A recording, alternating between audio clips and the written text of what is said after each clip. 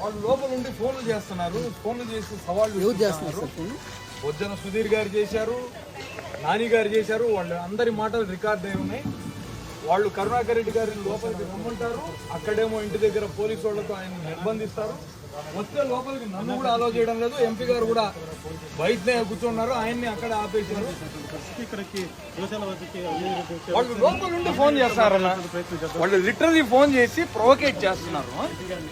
Please please దయచేసి escort కూడా ఇస్తామని నాకు ఆపేశారు. మేము వాళ్ళని డైవర్ట్ చేసి నేను ఎంపీ గారు ఇక్కడికి వచ్చినాం.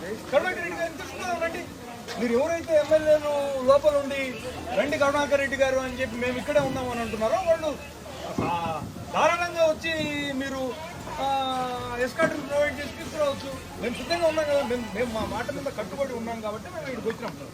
మీరు అదే స్టాండ్లో ఉంటే మమ్మల్ని లోపల అనుమతించండి. లేని పక్షంలో మీ తప్పులు ఒప్పుకోండి. గోవులు చనిపోయినటువంటి మాట వాస్తవం. దాన్ని నిరూపించేందుకే వైఎస్ఆర్ కాంగ్రెస్ పార్టీ కంకణబద్ధమై ఉంది. కరుణాకర్ రెడ్డి గారు ఆ మాట మీద స్టాండ్ అయి ఉన్నారు.